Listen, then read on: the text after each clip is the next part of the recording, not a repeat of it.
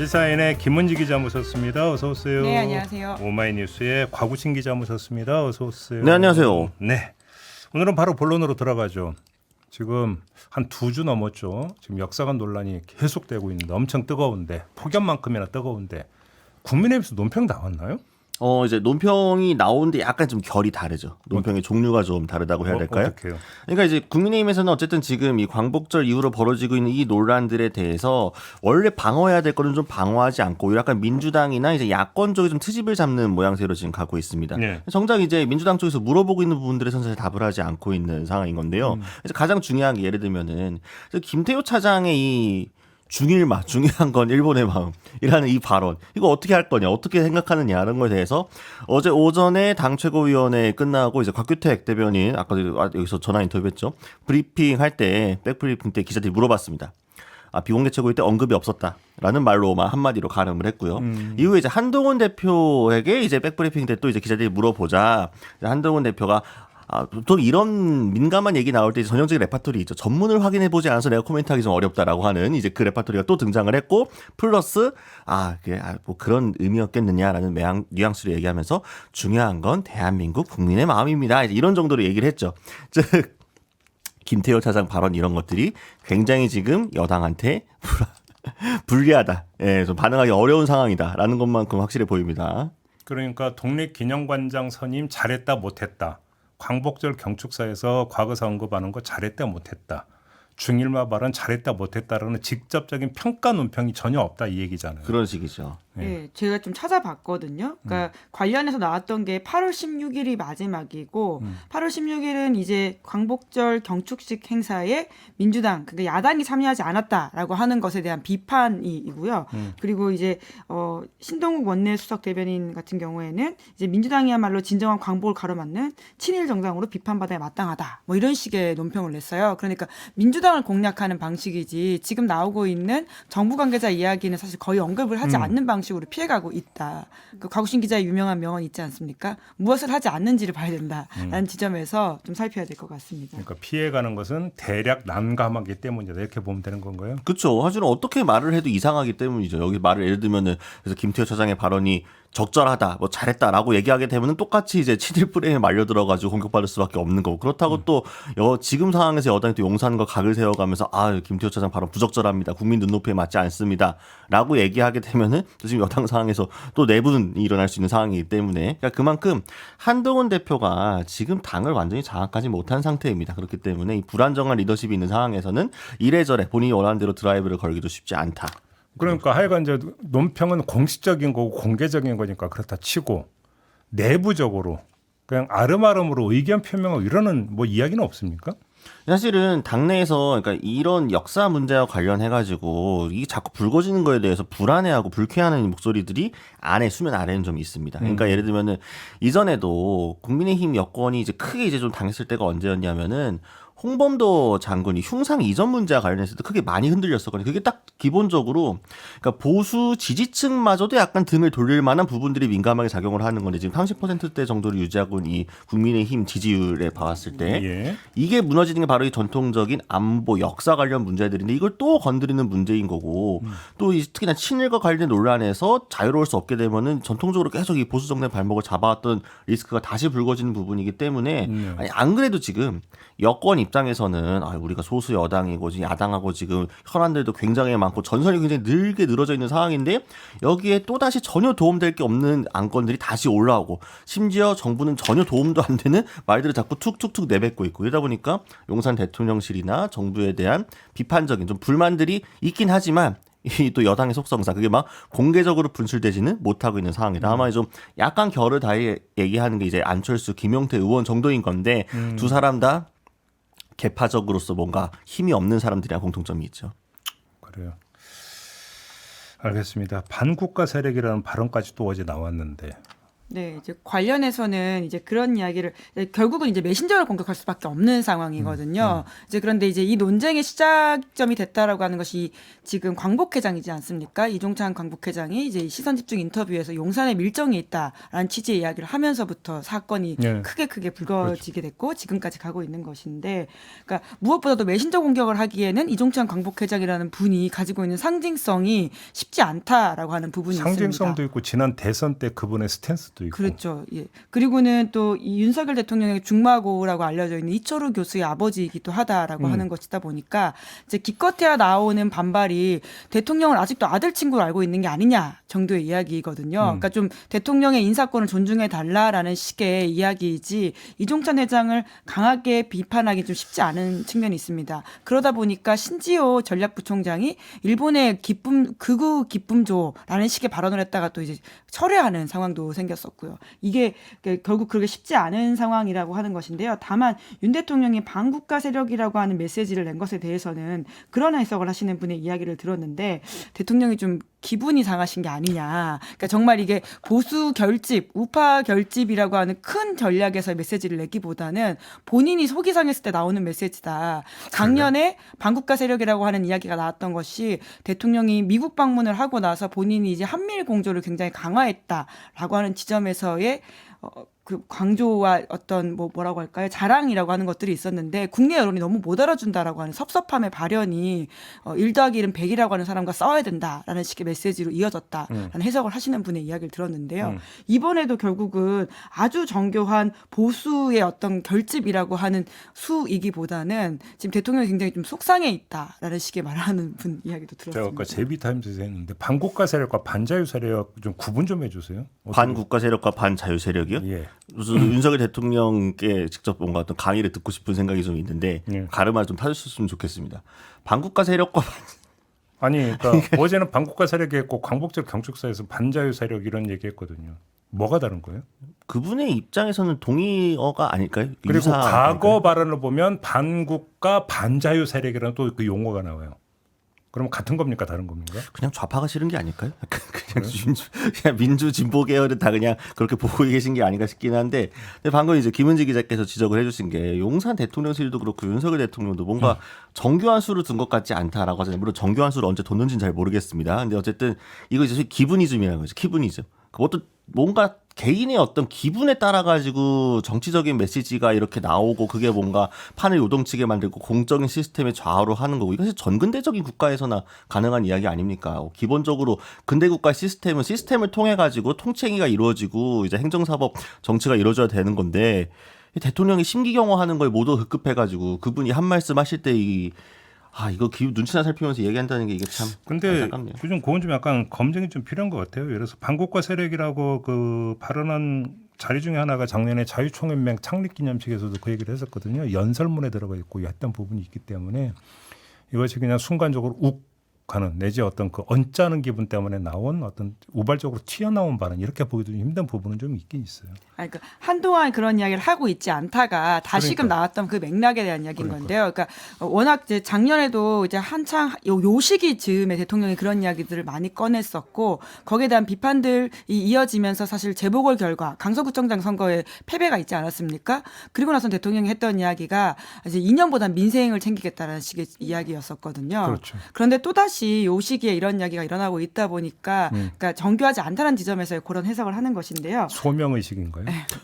네, 헌법이 작년에 그렇구나. 아까 말씀하셨던 이게 자유총연맹뿐만이 아니라 그 시기에 이제 그 외교관들을 만나가지고 국립외교관을 찾아가서도 그런 이야기들을 했었었거든요. 그때는 이제 뭐라고 했냐면 반일 감정을 선동하는 공산 세력, 기회주의 세력, 반국가 세력 이런 이야기들을 했었는데요. 제가 말씀을 들으니까 기억이 납니다. 그 당시에 이제 개혁신당 쪽 그때는 개혁신당이 만들어지지 않았을 때였는데 이준석 대표를 비롯한 주변에 계신 분들이 이 기회주의 세력이라고 하는 것이 실제적으로 당내에서 내 편을 들어주지 않는 사람에 대한 이야기를 하고 있는 게 아니냐라는 식의 해석을 하는 걸 들은 바가 있는데요. 결국 앞에 반일 감정 선동하는 공산 혹은 반국가 세력에 대해서는 이제 기본적인 야당에 대한 적대 의식, 그리고 그 다음에는 이제 또 당 소위 말한 내부 총질하는 사람에 대한 이야기들이 이제 기회주의 세력 아니냐. 그러면 김은지 기자의 분석에 따르면 반정부 세력과 반국가 세력을 지금 구분을 못 하고 있는 거 아닌가요?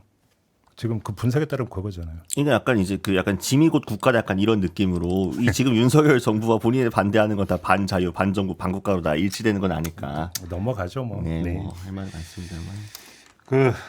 이 얘기를 좀 넘어가겠습니다. 최상병 특검법 있잖아요.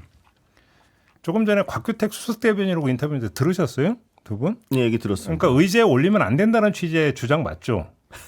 그런 거죠. 하기 싫다는 얘기죠. 그렇죠. 그럼 어떻게 될 것 같습니까? 근데 일단 그 한동훈 대표 생각은 도대체 뭐예요, 정확히? 그러니까 이제 한동훈 대표, 물론 어디까지 제가 대표에게 이제 직접적으로 뭔가 이 제가 머릿속에 들어갔다 온 거 아니니까 이것도 이제 약간의 해석이 덧붙일 수밖에 없습니다만 전당대회 때 일단 첫 번째로는 너무 많은 반발을 많이 샀다는 게 하나가 있고 그리고 사실은 한동훈 대표가 어디 자리를 갈 때마다 이미 당내에서 여러 가지 이야기들이 그러니까 만류하는 이야기들이 나오고 있습니다.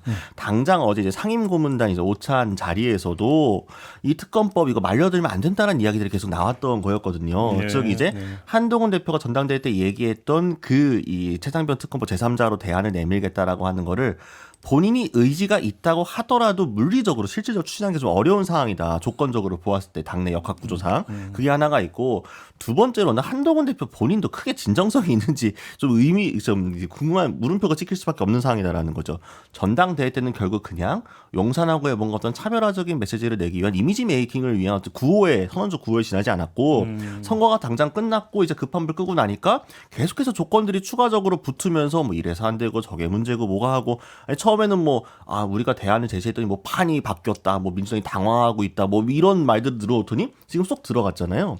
결과적으로 한동훈 대표도 당권을 잡기 위해서 그냥 전략적인 카드로만 활용을 했던 거지 실질적으로 이 최상병 특검을 추진할 뭔가 마음은 없는 거 아니냐, 좀 이런 이야기들이 나오고 있는 거죠.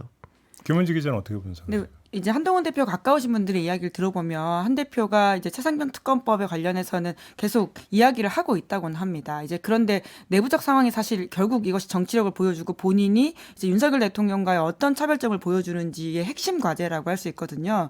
그러니까 이게 쉽지 않은 상황이다 보니까 계속 당내 숙이라든지 논의 그리고는 민주당과 다르게 우리는 어떤 논의를 하고 있는 집단이다라는 식의 메시지를 계속 낸다라고 하는 것인데요. 그게 언제까지 시간을 끌 수 있느냐의 문제이기 때문에 네. 굉장히 쉽지 않은 지점들이 있고요.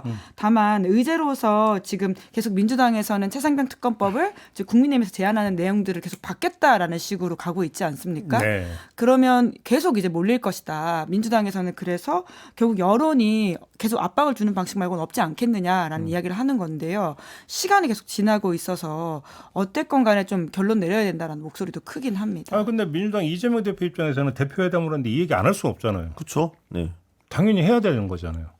그러니까 사실은 이제 그러니까 실무진들이 만나가지고 당일날 이제 의제라든가 이런 걸 조율을 하겠다라고 지금 나선 상황 아닙니까?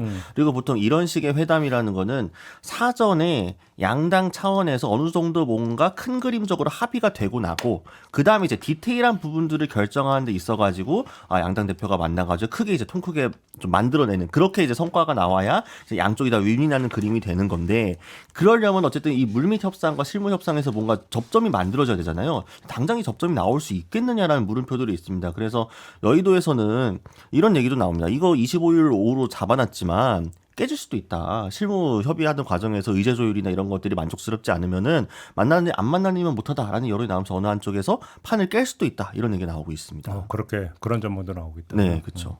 그러면 정리를 하면 한동훈 대표는 생각이 없는 겁니까? 힘이 없는 겁니까? 아니면 둘 다입니까? 우선은 한동훈 대표 쪽 주장으로는 후자라고 하는 것인데요. 힘이 없다. 근데 지금 상황적으로 전자도 이제 실제 의지가 있는 것이냐라는 의심을 받고 있기 때문에 어떻게든 추진하는 모습들을 보여줘야 되겠죠. 그 그래요. 이후의 모습들을 보고 판단할 수 있을 것 같습니다. 사실 한동훈 대표가 물론 나중에 이제 뭐 중간에 다른 작은 선거들 치르고 나서 더 이제 당권이 강화될지 모르겠습니다만 기본적으로 대통령도 그렇고 당 대표도 그렇고 전폭적인 지지를 받은 취임 직후가 가장 힘이 셀 때입니다. 근데 지금 힘이 셀 때 못한다는 걸 이후로도 하기가 어렵다는 얘기인 거거든요. 네. 그러니까 만약에 지금 뭔가 여러 뭐가 독소조항도 문제고 뭐가 문제라고 한다면 계속해서 얘기했던 판을 바꾸기 위해서 우리가 대안을 던지겠다. 그 대안적인 특검법을 제시하면 되는 거 아닙니까? 독소조항 다 빼고 하고 싶은 대로 해가지고 그래서 그 특검법이 왜 민주당의 특검법보다 우월하고 진실 규명에 더 적합한 법안인지를 설득하면 되는 건데 그걸 얘기는 싹 사라지고 저건 저래서 안 되고 이건 이래서 안 되고 조건만 계속 붙고 그래서 하기 싫을 때 민기적 거리는 그냥 우리 살 때 보통 그러잖아요. 근데 아까 곽규택 수석대변인 인터뷰 보니까 독소 조항이 너무 많던데요.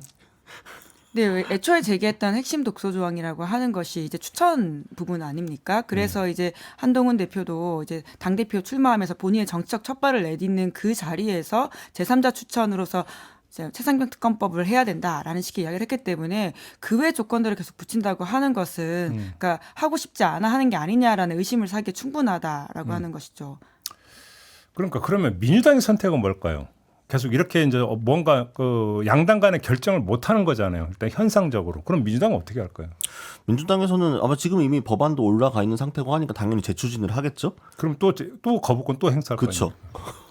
거부권 또 행사하고 또 돌아오고 또 이제 재표결 과정에서 폐기되고 이것만 사실 공전하는 게 무한 반복이다 보니까 물론 이렇게 공전되는 상황 자체가 이렇게 시간을 끌면 누구한테 유리하고 불리하냐에 따지면 사실은 민주당의 편입니다. 시간은. 왜냐하면 시간이 갈수록 이제 윤석열 대통령이 남은 잔여 임기가 이제 계속 이제 줄어들게 되는 것이고 대통령을 향한 이제 비판 여론도 더 이제 비등해질 거기 때문에 민주당은 우리가 진실을 밝히려고 하는데 여권이 반대해서 못 하고 있다. 사실 이것만 하더라도 정치적으로는 이제 뭐 손해 보는 건 아니거든요. 근데 그렇게 따지면 박찬대 원내대표가 열흘 안에 답을 달라고 기한을 설정한 것 자체가 굳이 그럴 필요가 있었느냐는 얘기로 연결이 될 수 있는 거 아닌가요?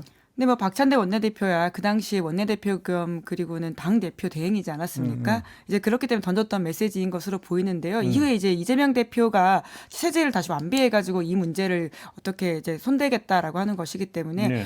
그 이슈는 살짝 이제 지나간 게 아닌가라는 생각이 들긴 합니다. 그래요? 이제 다만 지금 이재명 대표 쪽에서는 그 최상병 특검법을 심지어 이제 제보공작 이슈까지도 받겠다라는 취지의 논의가 있는 것으로 알고 있거든요. 이제 계속해서 한동훈 대표가 조건에 조건을 붙이는 것을 받겠다라고 함에도 불구하고 지금 이게 이루어지지 않는다면 그 책임은 이제 국민의힘에 있다라고 하는 것을 더 세게 이제 선전하겠다라고 하는 것이고요. 그럴 때 여론이 어떤 식으로 갈지에 대해서는 소위 말하는 여론전을 펼치겠다라고 하는 입장인 것으로 이제 압니다. 묻고 답을 이런 거죠. 그리고 이제 가을부터는 더욱더 야당의 시간이거든요. 왜냐하면 국정감사라고 하든지 그리고 각종 이제 청문회 일정들이 계속해서 돌아가고 있기 때문에 지금이야 이제 여당 위원장이 있는 상임위가 열리지 못하고 있는 지점들이 있습니다. 위원장이 상임위를 열어줘야지만 굴러갈 수 있기 때문에 그래서 지금 법사위라든지 과방위는 아주 활발하게 돌아가는 반면에 국방위 같은 경우에 아예 열리지도 못하고 있어서 야당 의원들이 가지는 불만들이 꽤 있는데요. 하지만 국정감사 시즌이 되면 상황이 달라진다라고 봐야 되겠죠. 알겠습니다. 국민의힘에 최상병 특검법이 있다면 민주당에는 금투세가 있는데요. 자, 이 금투세 얘기를 하면 이 문제를 좀 반드시 좀 규명을 하고 넘어가야 되는데 진성준 정책위 의장을 이재명 대표가 유임을 시켰습니다. 왜 유임을 시켰는지 얘기 좀 나옵니까? 어제 좀 전화를 돌려봤는데요. 네. 이재명 대표가 진성준 의원을 불러가지고 흔들리지 않고 자기 생각들을 계속 말을 하고 있는 것을 좋게 봤다라는 식의 이야기를 했다라고 합니다. 수신을 높여서 했다. 예, 그런 취지의 이야기를 했다라고 하는데요. 예. 꾸며댄 말이 아니라 진짜 대표가 그런 식의 이야기를 한 것이다라고 친명계 의원이 전해주던데 우선은 금투세 이슈는 하지만 이제 지금 민주당으로서는 전면에 내세우기보다는 최상병 이슈를 먼저 좀 이야기하면서 숨고르기를 할 것으로 보입니다. 잠깐만요. 그러면 얘기가 이게 앞뒤가 안 맞는 부분이 있으면 대표회담을 지금 제안을 했잖아요. 이재명 대표가. 그러면 당연히 오히려 금투세는 한동훈 대표가 토론하자고 먼저 제안했던 그렇죠. 의제에서 빠질 수가 없는 걸 알면서도 이야기를 했는데 근데 뒤로 불린다. 이게 가능한 얘기가 되나요? 현실적으로? 일정 부분 배드캅 국합 역할을 나눠 할 수도 있겠다라는 생각이 들고요. 예. 그리고는 더 관심을 보일 의제는 민생회복 지원금 관련해서 25만 원을 모두에게 주지는 않더라도 금액과 범위를 좀 조정해서 이 이야기들로서 성과를 내겠다라고 하는 생각들이 좀 있더라고요. 그건 진성훈 정책위 의장도 저희 인터뷰에서 선별 지원도 검토할 수 있다는 얘기는 했었어요. 심지어 국민의힘에서도 이제 한동훈 대표 같은 경우에는 반대만 하지 말고 우리도 좀 대안을 찾아야 된다라는 식의 이야기를 지도부한테 했다라고 하기 때문에 아마 이 부분에서는 일정 부분 성과를 가지고 우리가 만남의 의미가 있다라고 이야기할 가능성이 있어 보입니다. 네. 그런 식으로 그 이야기들을 좀 전면에 내세우고 서로의 생각이 조금 아직 맞지 않는 금투세라든지 최상병 특검법을 조금은 완전 결론을 내리지는 어렵지 않겠냐라고 보는 것도 있는 것 같은데 하지만 이건 각자의 수싸움의 문제는 아직 있는 것 같습니다. 그러니까 사실은 측이 모두 이제 일지망으로 밀고 있는 안건들은 너무 결이 안 맞는 거죠. 국민의힘 측에서 이제 금투세 같은 것들을 우선적으로 해가지고 해결을 하고 싶어 하는 거고, 민주당은 최상병 특검법을 제1안으로 이제 올리고 싶어서 해결하고 싶어 하는 건데, 이건 사실 당장 간격을 좁히기가 쉽지 않습니다. 물론 금투세 같은 경우에는 이재명 대표 이제 전향적인 발언도 있고 했으니까 뭔가 좀 나올지 모르겠습니다만, 이렇게 해주게 되면요, 이 만난 회동의 성과는 모르지 사실 여권 몫으로 가져가게 되는 거죠. 야당에서 굳이 여당 좋으라고 그렇게 판을 깔아줄 리는 없으니까 특검법으로도 뭐가 나와야 되는 그건 어려우니, 그러면은 좀 2안 3안들, 그러니까 좀 후순위에 있는 안건들 중에서 어떤 것들로 정치적인 성과를 만들어낼 수 있을까라고 했을 때 지금 얘기가 나오는 게 이제 25만 원 지원법 같은 거는 방금 잘 말씀해 주신 것처럼 한동훈 대표도 비공개 시간에 이제 이런 식으로 이야기를 했다고 하고, 국민의힘 안에서도 사실은 내부적으로 취재를 해보면은 뭐 조경태 의원도 이제 공개적으로 얘기를 했습니다만, 지역에서 약간 원하는 분위기가 분명히 있거든요. 그러다 보면은 몇몇 지역구 의원들 같은 경우에는 25만 원은 선별적으로 좀 받아볼 만하지 않겠느냐. 그래서 제가 예전에도 이런 것과 관련해가지고는 친윤계하고 오히려 좀 각을 세워가면서 한동훈 대표가 뭔가 수를 만들어낼 수 있다라고 얘기를 드렸는데, 추경호 원내대표가 물론 발목을 잡겠습니다만, 이 부분 같은 경우도 이제 향 어떤 뇌관이 될지 알 수 없습니다만, 지금 단계에서는 앞에 두 다른 안건보다는 조금 수월할 수 있다. 예. 근데 이제 문제가 금투세 문제에 대해서 당의 입장을 정리를 하면 당연히 정책조정회의라고 하는 것들을 거쳐야 되고, 정책위 의장의 어떤 소관에서 그걸 거치면서 의총으로 넘어간다 하더라도 그 사전 절차가 경로라는 게 있잖아요. 그런데 진성준 의장이 입장을 번복하지 않는 이상은 여기서 막혀버릴 수가 있는 거잖아요. 이재명 대표 입장에서는. 그잖아요. 뭔가 보관을 갖고 있을 거 아닙니까, 그러면. 그 보관까지는 말을 안 해주더라고요. 그러니까요. 예, 근데 다만 그런 이야기들은 들었는데요. 그러니까 바꿀 거였으면 이재명 대표 당선 전에 바꿨을 것이다라는 식의 이야기인 거죠. 이게 정정식 의장 건이랑 게 겹쳐지면서 당 대표가 되고 나서 이제 결이 맞지 않은 이 사람들을 내보내는 방식이 좀 비교될 수 있다라고 하는 일정 부분 셈법이 있었던 것 같고요. 네. 이제 그러다 보니까 당장 뭐 이런 식의 기사 제목이 나오던데, 진성준 껴안은 이재명, 정정식 내보낸 한동훈 뭐라는 식의 비교 포인트로서 이야기가 나오는 것들도 뭐 하나의 고민거리였던 것 같습니다. 그러니까 정책위 의장을 갈아치운 한동훈 대표와의 대비 효과. 예, 그렇죠. 이게 생각이 다르다, 결이 다르다라는 지점에서는 지금의 정책위 의장이 각각 포인트들이 있긴 있거든요. 그래요. 근데 이재명 대표 사실은 여의도에서는 진성준 의장 무조건 바뀔 것이다라는 사실 이제 예측이 훨씬 더 많았었거든요. 네. 그리고 이제 실제로 이제 이재명 대표가 사석에서 진성준 의장이 이제 언론 인터뷰나 이런 내용들에 대해서 약간 좀 불쾌했다 이런 이야기도 제가 전해 들은 바가 있고요. 그리고 특히나 이제 문제를 삼았던 거는 근데 단순히 진성준 의장이 금투세에 대해서 뭔가 본인의 소신을 이야기했기 때문이 아니라 그 소신의 배경에 뭔가 약간 명심도 좀 같이 좀 서포트를 해주는 것 같은 뉘앙스를 밝혔던 것 때문에 좀 이제 이재명 대표가 좀 불쾌했다 이런 식의 이야기를 좀 전해드려 왔습니다. 여의도에서는. 그래가지고 결국 뭐냐면은 내용의 문제가 아니라 태도의 문제였던 거기 때문에 태도에 대한 부분은 얼마든지 이제 수정 조율이 가능한 게 아니냐라는 이야기가 있는 거고, 여기에 이제 일각에서는 이거 제가 최근에 들은 것 중에 재밌는 해석은, 그러니까 전당대회가 이제 끝나면서 어쨌든 이 예상 밖으로 정봉준 후보가 탈락하지 않았습니까? 그러면서 이제 이재명 대표가 정치적인 부담을 좀 덜었다. 지도부 안에서 그립을 잡고 뭐하고 하는 데 대해서 좀 뭔가 이 각을 세울 만한 사람이 떨어졌기 때문에 조금 더 안정적으로 갈 수 있다는 자신감도 생겼으니 진성준 의장도 충분히 안고 같이 갈 수 있겠다라는 일종의 표현 아니겠느냐, 뭐 이렇게 해석한 사람도 있었습니다. 제가 본데 근데 한 가지 시나리오가 있을 수는 있다고 생각을 해요. 저도 이제 저도 어제 바뀔 거라고 이제 예측했는데 틀려가지고. 근데 그래서 왜 했을까라는 곰곰이 생각이, 어떤 시나리오가 있냐면 이런 시나리오가 있을 수가 있어요. 그러니까 폐지냐 완화냐라고 하는 것은 손을 대는 거잖아요. 근데 손을 안 대는 방법이 하나 있어요. 뭐냐, 유예거든요. 그러니까 여의도에서 오히려 지금 유력하게 나오고 있는 그 시나리오가 뭐냐면 결국은 유예로 갈 것이다. 금투세 시행 유예로 갈 것이다라는 거죠. 그러면 유예로 가면은 이거는 그러니까 뭐 정책적으로 어떻게 바꾸자 마자라는 디테일한 어떤 대안 얘기가 나오는 게 아닌 거죠. 그러면 유예를 할 수 있는 사전 전 단계에서의 논의의 경과가 어떻게 흘러가야 되겠습니까? 논의가 정리가 안 되는 거죠. 그죠? 여야 간에도 입장차가 그러니까 좁혀지지 않고 당 내에서도 이견이 좁혀지지 않은 상태라고 한다면, 이 상태에서 뭔가가 결론이 내려지기 힘들다. 고로 유예. 이렇게 갈 수가 있다는 것이죠.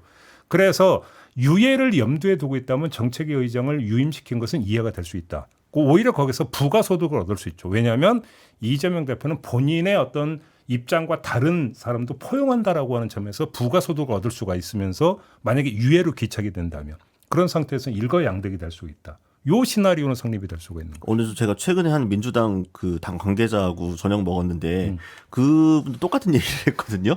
저는 그래요? 네, 금융투자세는 유예 쪽으로 가닥이 잡힐 가능성도 꽤 있다라고 하면서 왜냐면 방금 말씀 딱 그 민감한 부분이고 하다 보니까 유예를 하게 되면은 서로가 이제 그 부분을 좀 피해가지고 정리할 수 있지 않겠느냐 하면서 그런 쪽으로 논의가 실제로 좀 물밑에서는 있는 걸로 좀 전해 들었는데 그렇게 놓고 본다 오히려 진성준 의장 역할이 더 확실해지는 거죠. 계속 반대. 예. 반대를 하면은 결국 어떤 민주당 그러니까 저기 의사 절차와 의견 수렴의 과정에서 당내 이견인데 내가 아무리 대표라 하더라도 그대로 밀어붙일 수는 없다. 그럼 어떻게 됩니까? 이거는 이재명 일극 체제나 이런 것들을 오히려 중화시키는 과정이 될 수도 있죠. 거꾸로 정치적으로 만들고 정책 의제를 가지고 이런 점에서는 그렇게 해석의 여지가 있는 거죠. 그 최상병 특검법 이야기할 때 국민의힘 특히 이제 한동훈 지도부에서 항상 수기 논의 민주당 그 당내의 논의가 중요하다라는 식의 이야기를 많이 하거든요. 우리 민주당과 다르다. 네. 금투세 이슈를 이야기할 때 지금 민주당 지도부들이 똑같은 스탠스입니다. 굉장히 이견이 있기 때문에 당내 다양한 의견들을 들어본 절차가 중요하고 이것은 수기해야 된다. 그러니까요. 쉽게 정할 수 없다라는 식의 이야기들을 어제도 굉장히 반복적으로 하더라고요. 그러니까 시간이 꽤 걸릴 것이다. 조승래 수석 대변인도 어제 그러니까 그 논의 절차를 강조를 했더라고요. 결국 이렇게 보면은 해석의 한 포인트는 요거 있을 수가 있다라는 좀 말씀을 드리고요. 마무리하기 전에 이제 정봉주 전 후보는 앞으로 어떻게 해야 한답니까?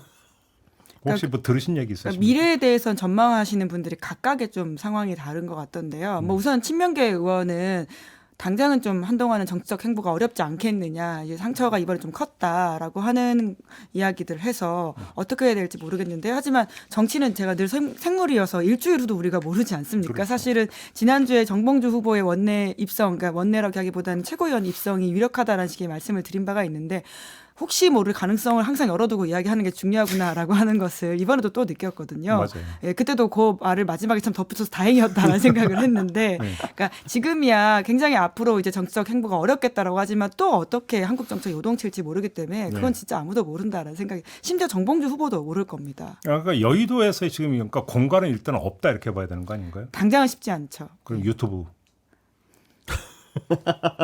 그러니까 이제 정봉주 전 의원이 어쨌든 최고위원 후보로 나서가지고 도전하는 이 과정들을 보게 되면은, 그러니까 정치인이 항상 이제 뭐 선거를 뭐 치르고 뭐 정치 여정을 걷다 보면은 부침도 있고 뭐 잘 되는 경우도 있고 안 되는 경우도 있는데 항상 이제 뭐 재기라든가 부활이라든가 이런 걸 노릴 때 가장 중요한 거는 원래 본인이 가지고 있던 자산을 지켰느냐 못 지켰느냐의 차이인 거거든요. 그런 그러니까 제가 예전에 저기 기사로도 이제 원희룡은 망했다라고 한 그 이유가 뭐였냐면은 원희룡 후보는 본인의 자산을 지키는데 실패하고 있기 때문에 무너져 가고 있기 때문에 앞으로의 재기가 쉽지 않다라는 이야기인 거고 정봉주 후보도 마찬가지인 게 뭐냐면요. 지난 총선 전국에서 했을 때 정봉주 전 후보가 이제 원내에 입성해야 된다, 후보로 나서야 된다라고 적극적으로 지지해줬던 바로 그 사람들, 이 팬덤이 정봉주 후보가 가지고 있었던 사실상 거의 유일무이한 자산이었는데 그 자산이 이번 전당대회 과정에서 무너진 겁니다. 원래 이제 그 빠가 까가 되면 제일 무섭다고 하잖아요. 팬이 안티가 되면 제일 무서운 겁니다. 정봉주 전 후보가 여런저런 뭐 말도 뭐 잘못했고 뭐 페이스북부터 잘못 썼고 뭐 되게 문제가 많은 사람이었음에도 불구하고 그의 전투력 그리고 그의 어떤 앞으로 이재명 대표를 보좌해가 잘 싸워줄 것이라는 기대 때문에 이 지지자들이 좋아해줬던 건데 그거에 대해 반기를 들고 위협이 될 만한 요소라고 하니까 바로 등을 돌려서 되게 전략적으로 잘 투표를 해가지고 어려운 미션을 성공해낸 거잖아요. 정봉주를 낙마시킨다는. 그렇다면 정봉주 후보는 그 잃어버렸던 팬덤을 앞으로 되찾을 수 있을까? 이거는 단기간 내에 쉽지 않습니다. 그 자체를 회복하고 하는 데는. 그래서 정봉주 후보는 당분간은 확실히 망했다. 앞으로 뭐 재기하려면 좀 쉽지 않다. 망했다라는 표현까지는 좀 자제를 하시고. 아니, 뭐 정치인은 원래 그냥 타격을 입었다. 그죠? 네. 이 정도로 하시죠. 심대한 타격을 입었다. 네. 네. 알겠습니다. 자, 오늘 이야기는 좀 이렇게 마무리할까요? 네, 두 분 말씀 잘 들었고요. 저도 함께 물러가겠습니다. 고맙습니다. 감사합니다.